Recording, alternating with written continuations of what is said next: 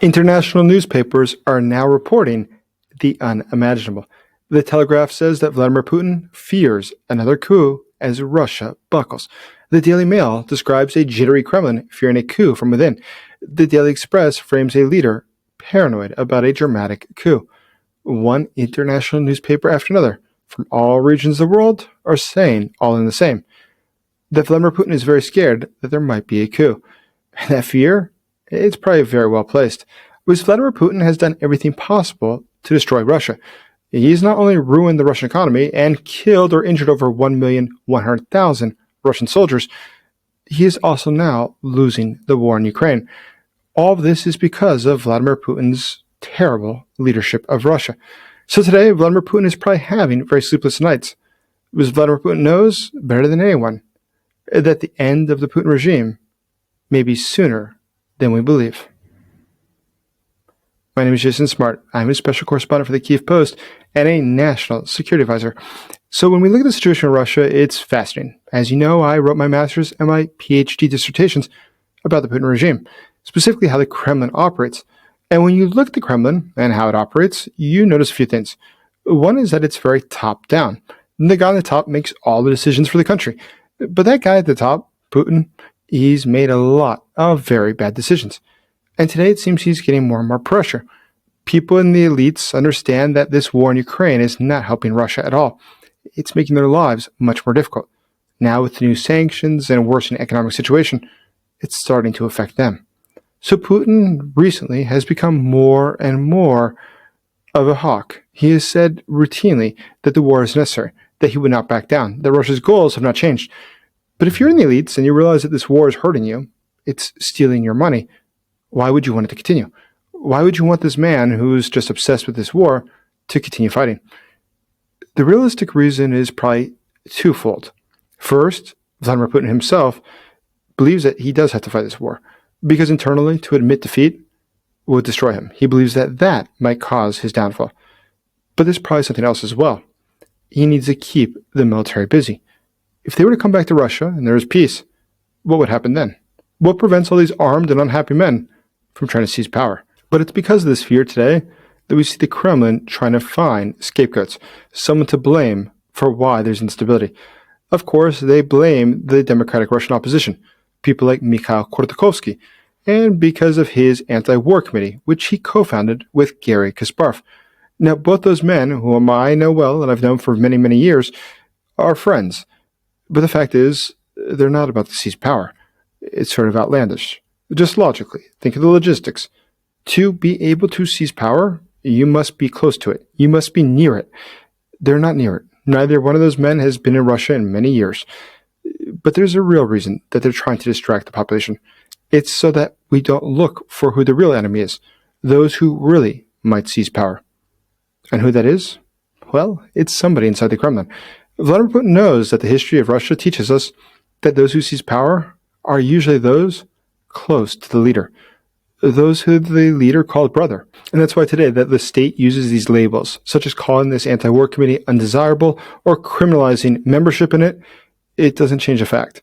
Within Russia, they have no ability to control the situation. Now keep in mind how chaotic the situation right now in Russia really is.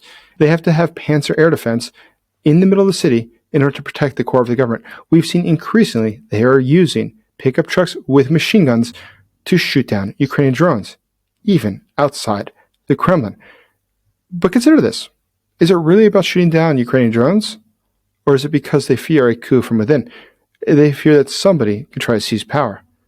That would make actually a lot more sense. We've seen that Vladimir Putin himself, he seems to have fled Moscow already. He's at his private residence most of the time. Now, he's typically in Valdai, which is about 380 kilometers, 240 miles from Moscow. The air defense ring, now protecting his private residence, not a trench inside of Ukraine, means that he is, of course, chosen to put himself ahead of the Russian soldiers, which is part of the reason that the Russian soldiers don't seem to really like him. But his orders in recent time are indicative of a man who's afraid.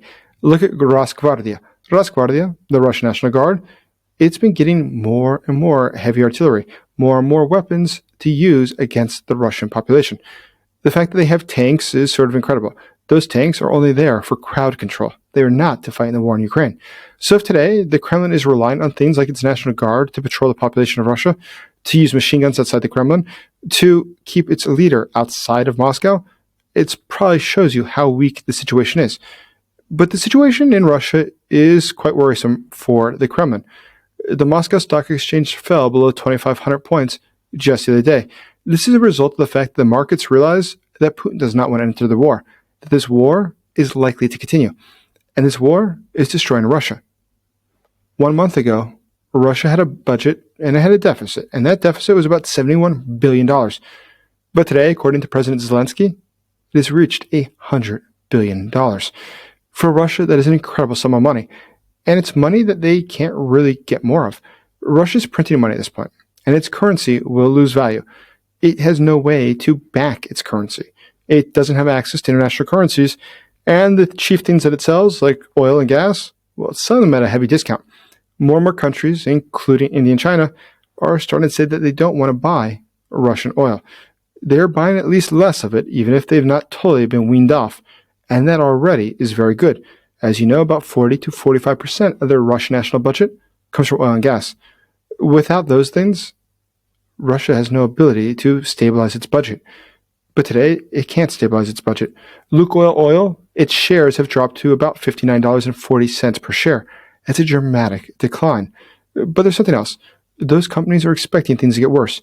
The new sanctions are forcing Lukoil to sell its international properties.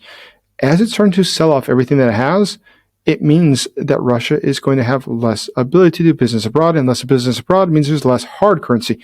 And hard currency is the name of the game. Russia needs euros. It needs dollars. It needs yuan. It needs something that gives value to its otherwise worthless currency. But today is a fear that the Europeans, who are the biggest buyers of LNG from Russia, they might actually turn away from that. And if they do, as their legislation indicates, that would be a huge step. That would mean that looking ahead, Russia cannot count on those euros. Now, without euros, what do we expect? What could happen? Well, we can expect this, that Russia's inflation is about to get much worse. In fact, the U.S. Treasury Secretary says that real inflation in Russia is about 20%. Now, keep in mind, the National Bank of Russia says it's not. It's about 10%. But the U.S. Treasury Secretary, he's probably right. Because the fact is, there is no way that Russia can afford this war. It's obviously printing money. It's printing money as their oil is burning. We saw just 100 kilometers or 60 miles from the capital, and that attack is very important for two different reasons. One, it showed that air defense didn't work. But not just that. It's air defense near the capital. The fact that near the capital, near where Vladimir Putin usually is, there is no ability to provide security. That's something that should make Vladimir Putin very nervous. The situation for Russia is looking bad everywhere we go. It's not just in Moscow. It's also on the front in Ukraine. Russia lost another $16 million Ka-52 Alligator helicopter. What's incredible about this is that it's not just the helicopter that has value. Each crew takes years to replace. And Russia today doesn't have a lot of crews. It doesn't have a lot of military either. It's running out of not just the equipment, not just the hardware, but the parts to fix anything. Today, Russia, we see more and more shortages. And in fact, Russian soldiers complain that they cannot get gasoline. Now, we know that there's a crisis throughout the country. There's not sufficient amounts of diesel. But today, in the occupied territories, it seems that nobody's willing to fill up the occupiers' vehicles. They're having problems not to find fuel. Things are not looking good. But there's other reasons they're not looking good either. We see that the Siloviki, those that have power in Russia, they're starting to tighten control. They're all starting to fight with each other. They realize that Putin's days may be numbered. And if they're numbered, that means that they have to prepare for the future. And that's why we see more and more stories talking about Vladimir Putin's health. Now, it's not Putin's health itself that really has great value or really great significance. But some have noticed that he has been limping and he's not been seen in the public recently. But that's just part of it. Think about it this way. If we think about the old Lion King, when does he usually get taken out? By the young lion? When he is realized to be weak. He's not able to continue managing the group. Today, Vladimir Putin is very weak, and that frailty is noticed by everybody. Those around him realize that he's destroying the country, and he's showing no signs of slowing down. So today, why would you want him to be your leader? Why would you want to continue down this disastrous path? And the Kremlin itself, there's a ghost in the Kremlin who tells us how these coups happen, one after another throughout Russian history. This would not be the first. Remember back in 1964, the inner circle that retired, forcefully, Khrushchev. Now, Brezhnev and Kosygin, they decided to have a bloodless transition of power. The KGB decided to align, and they just removed him. It was done. His policy failures, his erratic style, they sealed his fate, and it was the end of the Khrushchev era. Recall the clumsy failure, the attempted coup back in 1991? They detained Gorbachev at his Crimean residence. They failed to neutralize Yeltsin at the White House in Moscow, and the troops refused to fire on the crowds during the critical hours. As a result, the putsch collapsed within 3 days amongst amazing confusion in Moscow. But that confusion today is something that we see again in Moscow. We saw that confusion back in 2023 when the Wagner Group, led by Prigozhin, sought to seize control. Now, they got to Rostov-on-Don, and they got to the command headquarters there. But what's amazing is something else. It's not just the fact that they made it so far. It's two different things that we saw. One is that the Russian military, it did not stop Prigozhin. And it's not just them. The police didn't stop Prigozhin. The National Guard didn't stop Prigozhin. The Chechens didn't stop Prigozhin. And that leads us to point two. The people of Russia did not stop Prigozhin. Quite the opposite. They met him in the streets with wine, water, food, and they thanked his soldiers. They treated them as heroes. Now, what does that say if your dictatorship is facing a revolt by armed men, and the citizens come out to thank the armed men? If I was Vladimir Putin, I would probably interpret that as a very bad sign.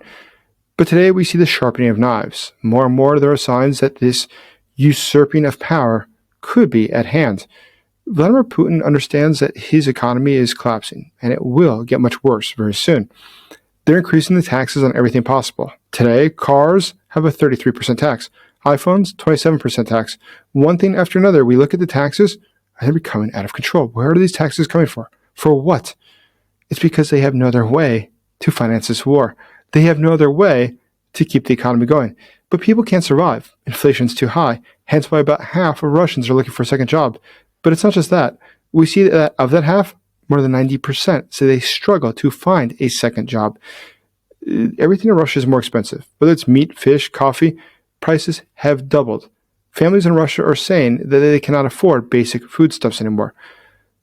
Now, if you're somebody in the elites and you're looking at this, you realize that the situation is getting worse. You realize that Vladimir Putin is struggling to maintain control. Wouldn't you look at this and realize today, perhaps, is a good day to make a move for it? Well, you can help speed up that process. You can help Ukraine get more drones. Because the thing that most assures the downfall of the Putin regime is a defeat inside of Ukraine. So I just want to show you this quick message from our friends at the front who want to thank you for the drones which you have helped them to buy. Ми, бійці 82-ї десантно-штурмової бригади, дуже вдячні за цю допомогу United Unmanned Systems та також Jason J. Smart. Дуже вам вдячні. Thank you very much for everyone who has helped get drones for the Ukrainian soldiers. This is helping to save lives and to defeat the Putin regime. And if you'd like to help, if you'd like to bring down the Putin regime, here's your chance. See the first pinned comment below, and we have a link for PayPal and bank transfer of how you too could contribute. So looking ahead, there's a lot going on in Russia, and none of it is looking good for Putin. History shows us that coups are possible in Russia, and in fact, historically, unusually common. Compared to other countries in Europe, Russia is pretty unstable. So Vladimir Putin talks a tough game. He talks about nukes and the need to continue this war. But all the signs from the outside are quite a bit different. All the signs from the outside are that he himself is doing this for a different reason. It is not out of strength. It is not to show that Russia is a powerful country. It's to try to preserve his own power. He realizes that if he loses in Ukraine, his days are numbered. So today when you see the news, do not be alarmed by this nonsense that Putin is strong, that he might use nukes. That is not the case. What he's doing is trying to maintain power, to keep away the wolves at his door. But the good news, increasingly it looks that the Putin regime may be coming to a very sudden close. Thank you for watching. Please help me get this news to more people by liking this video, subscribing to this channel, and considering becoming a channel member today. As always, thank you for supporting Ukraine.